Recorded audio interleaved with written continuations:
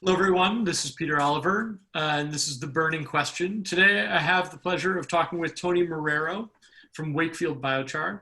Welcome to the show, and thanks for joining us for a chat. A pleasure to be here, Peter. Thank you very much.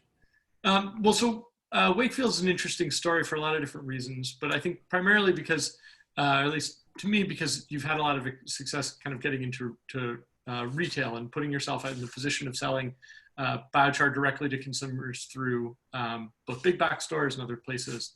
So why don't you kind of tell us who you are, how you arrived at that place, and what your company does now? Sure. Okay. So my name is Tony Marrero. You mentioned that. So I'm a co-founder of Wakefield Biochar. We started in 2014.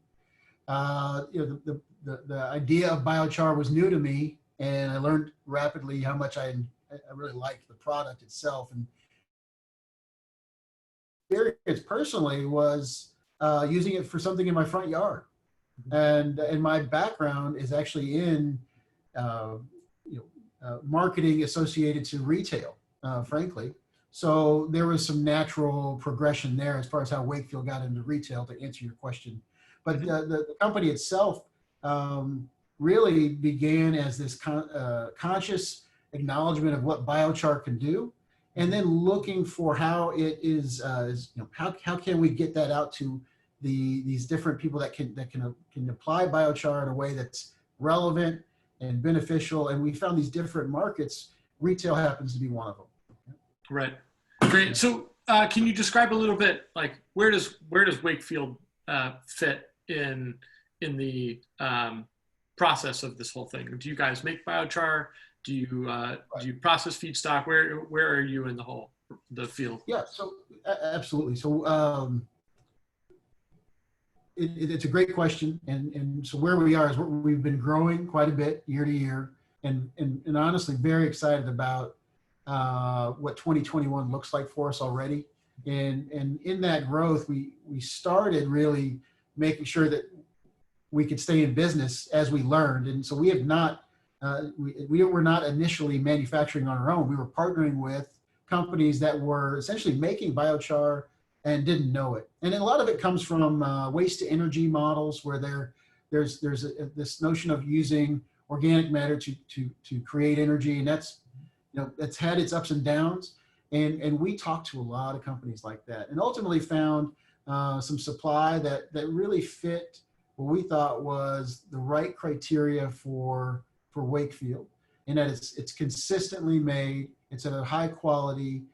We understand that the volume and the year over year ability to get this material from this particular partner just all made sense. But to get to that supply, we went through a lot of different learning experiences. I can imagine. So yeah, it's because not all biochar is the same, and you've probably heard that before. Yeah. And we learned that very carefully, in understanding that we want to find a biochar product that makes sense, and we want to be a successful company here for the long haul.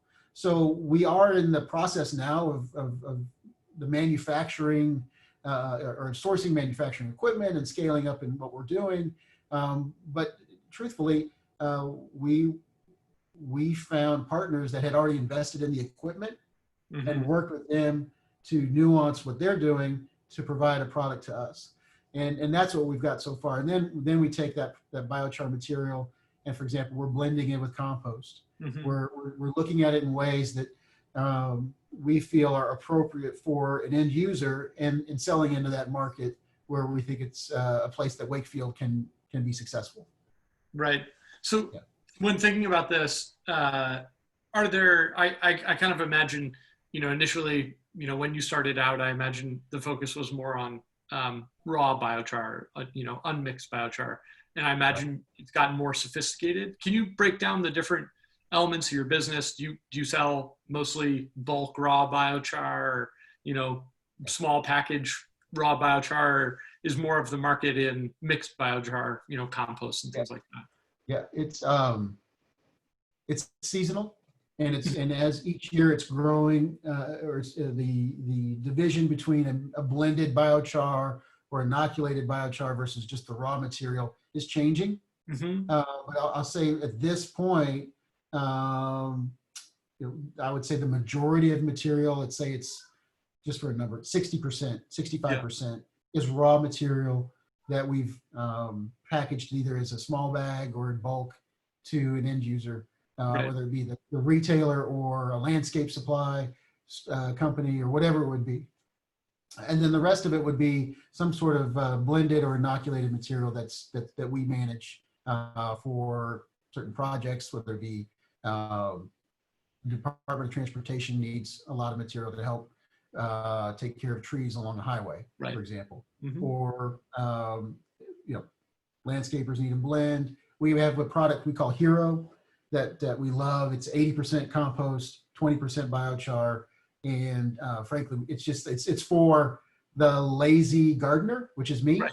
I literally made this product for me because I love the idea of flowers and vegetable gardens and all that. It's a I lot of work. just am not good at it. And so, with the whole notion is biochar helps stabilize and create this sort of natural ecosystem in the soil. It takes a lot of the guesswork out if you can let nature do its thing. Mm-hmm. And so for me, the Hero blend, I mix it in with our topsoil. I make sure that the ground stays wet. If we don't get rain, I water it, and I really don't do a whole lot more. And to me, so that's a blended material that we love to sell as well. Yeah, and I mean, it sounds like I very much identify with. I love gardening, but sometimes, Yeah. it's complex. Soil is complex, plants are complex, weather is complex. It's a lot of Yeah. stuff to keep track of, and I think I very much was like, yeah, I would love stability and productivity in my garden. Yeah.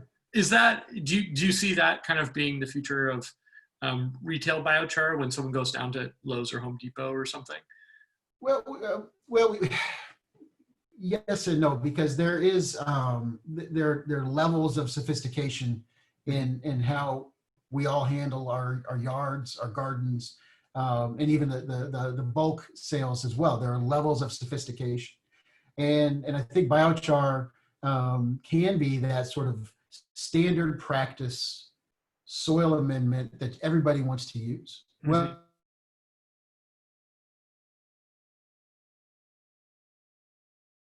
in whatever they're planting.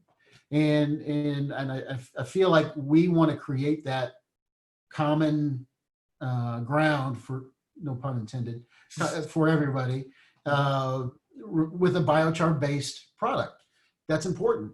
But at the same time, we also know there are master gardeners. They're very sophisticated growers that know what they want in the carbon content, and they want to understand all the different little nutrients and specs related to what biochar is doing, and they want to understand exactly what kind of mycorrhizal fungi we've added to our Hero blend, and we want to be there for them too. And there's a way to do that, and from a retail perspective, you get what's basically like this good, better, best product mix, Right. and you'll see that. So we recognize each of these markets, each of these target audiences is important. Mm-hmm. The master gardener is going to help provide credibility to all those other people that they talk to about, when they talk about biochar, and we want to get them the right product. But at the same time, I want the lazy gardener to be happy with their experience as well. So Right. we sort of, I won't say we dumb it down, but I don't we think add that's biochar. necessarily bad. We add biochar to a compost, and you know what compost is. Like, that's a common, comfortable, suggestion. Put compost in your soil. Yeah, I got it. Right. So let's put it a little bit, make it a little bit better, and add biochar to it. Right. So that's from the the retail division or channel.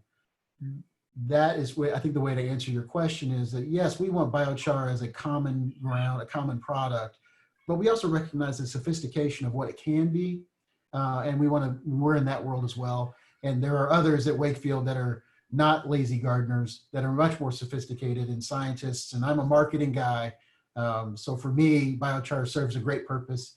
And for the scientists, they recognize biochar in a much more sophisticated way. Right. So I want to ask another question just about, the I feel like I understand what you're selling into these retail locations. How much are you selling? I mean, how, is this big volume yet? Where are you now?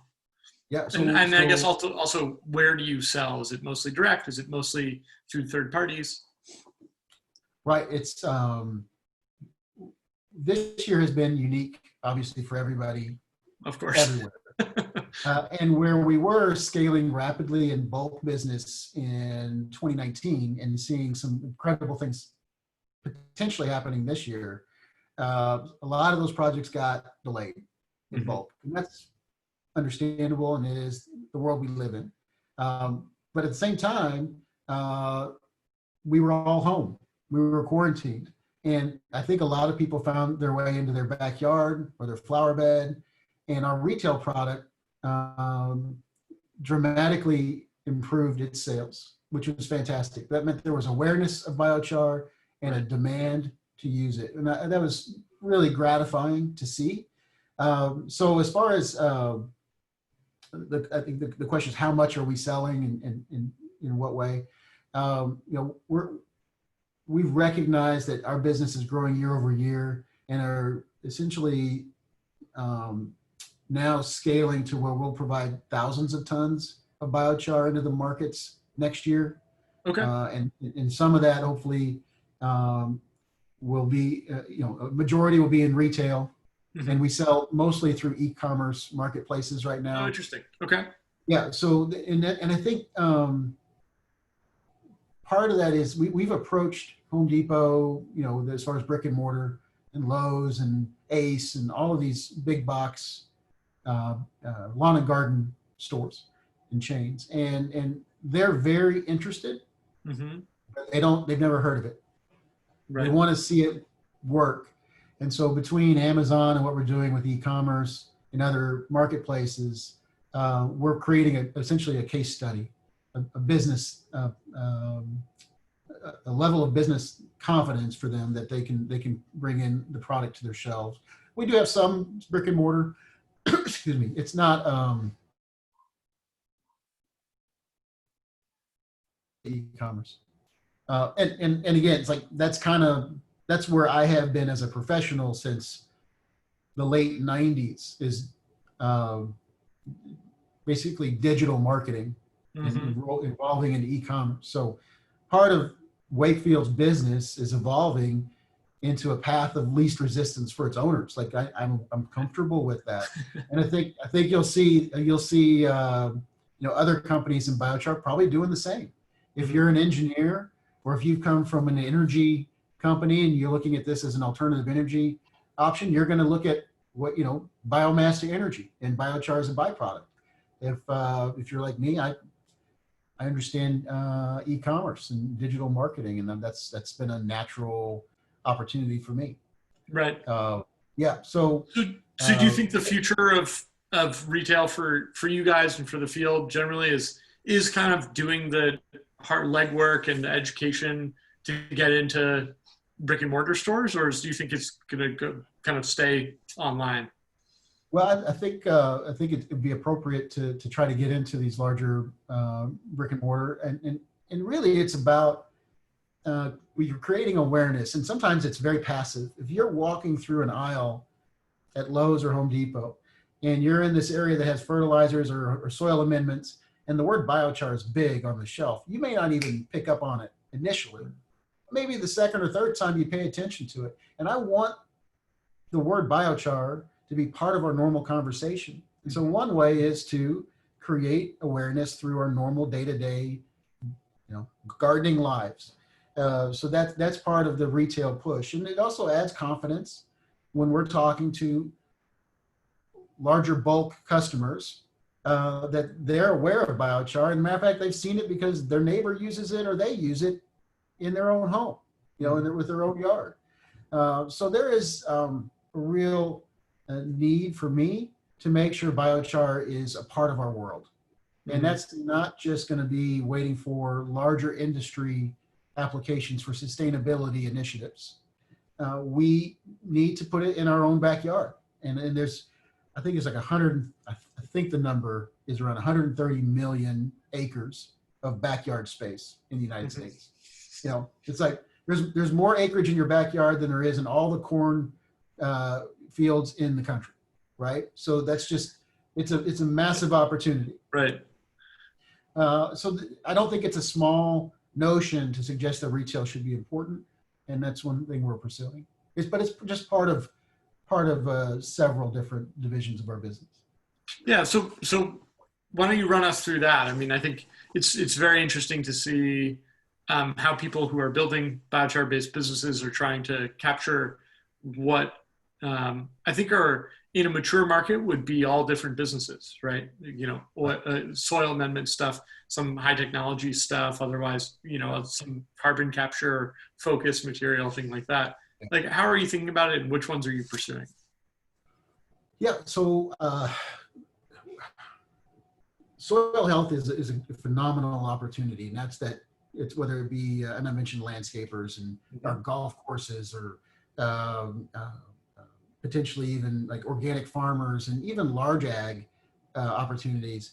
The larger the farm, the longer the sell-in process. This is not an inexpensive soil amendment to a farmer. And we know that there's a tremendous opportunity for biochar with agriculture, but it's not going to be overnight. And so in the meantime, we have to find other ways to stay in business as we talk to farms. And we do. So the way we look at our company is, well, okay, it's a little bit expensive. Landscapers tend to be okay with a slightly higher cost for their inputs. Certain organic farmers, and depends on the crop, can see a bigger revenue per acre, so they're willing to accept a slightly higher input cost. So we do see soil health as a key to our success. But we also know that there are remediation opportunities and other things that can be done with biochar. Right. I think the place that we have stayed away from to this point has been the notion of energy. We're going to let others figure that out and look at biomass as an opportunity for alternative energy. That's just not our wheelhouse. And I feel like that's actually a kind of different for Wakefield compared to other companies in this industry. So so I would say we would definitely recognize that biochar is more than a soil amendment, without a doubt. And we're pursuing those channels. But we've identified also those channels where it's not cost effective or it's too early, and we make sure we don't invest too much money into those markets too quickly. Yeah. So one of the things that I've been curious about, you know, hearing you talk about brand building, online, you know, brand awareness, and, you know, having the potential for what retail is. Has there been any interest in your product, or do you see there being interest in your product as being branded around, you know, carbon negative, or, you know, sequesters carbon, or any, you know, is that something that you work with? Is that something how do you think about that? Yeah, absolutely. We think it's I think we've described it as the biochar bonus, as the idea of carbon sequestration and what you can do with a single pound of biochar to help reduce our impact on climate change or global warming. And I think it's really important. We think it's important. But at the end of the day, we also know that if you're going to spend $5 on a bag of anything, you want it to have a benefit beyond just maybe that existential big thing that it's really hard to understand. It needs to help your garden, it needs to help your grass, or it needs to do these different things that you're buying it for primarily. So for us, the carbon story is important, but as an idea of sequestration to remove CO2 from the atmosphere, it's there. We say that, but we don't believe that should be your first message out of the gate, unless the audience that's listening to us is literally there to hear that story. And we get that too. We'll talk to in environmental discussions the benefits of biochar, and it's critical. Right. People like me who are like, that's what, we really want to focus on carbon sequestration. Yeah, But if you want a lot of people and right, a lot of companies to use it and actually make the impact we need, you got to understand the story has to be right. right, And there's some people that'll turn off too right, quickly. So we right, want everybody to use it and understand the value is this is not only great for you in your backyard, but it's great for the world. So we literally say as our positioning statement, better soil, better world. I mean, right. it's on our site. That's the order of operations in terms That's of branding. our mantra. It's our tagline, our positioning statement, whatever you want to call it. We recognize better soil, better world through biochar, and it resonates well. I think we're letting people know they're not just buying this with the notion that they might help reduce our impact on the environment. They're buying it also because they want to have beautiful flowers, Right. and they're going to do something really good. So you get two kind of warm fuzzies from both ways. So Right. And do you see that um, it sounds like in the retail environment, it's very much, you're talking to a specific group of people, so you have these points that you want to hit in your story. Are those the same points that people are hitting when you're talking to people who are doing landscaping work, or is it different for them? Is the value proposition different? no, it's interesting because it's fun. Biochar is so useful, so utilitarian as far as the way it can be beneficial, that it almost does too much too well. Mm-hmm. And so you can't just go out blurting everything all at once to somebody. So we do recognize our audience. And if, for example, you have a golf course with a lot of chemical fertilizers draining into a pond, and they have a problem with that, we're going to talk about how biochar can fix that issue. Right. But that story may not be as important to somebody who really is just trying to find an organic way to help their grass grow. Right. It's just, we do manage the messaging because we want everybody to understand the value, but people are here. They need, Blinders. they Yeah. need, yeah, Yeah. they need to hear why it's relevant to them. And they're appreciative of all the other stuff, but you got to lead with the information that's going to make you credible and make biochar important. And so we try to do that as best we can. As a matter of fact, like our website is very focused on retail because that's the tool used by most people when they're searching for retail product for soil amendments. Mm-hmm. We know that the primary audience of that website is going to be our retail customer. Mm-hmm.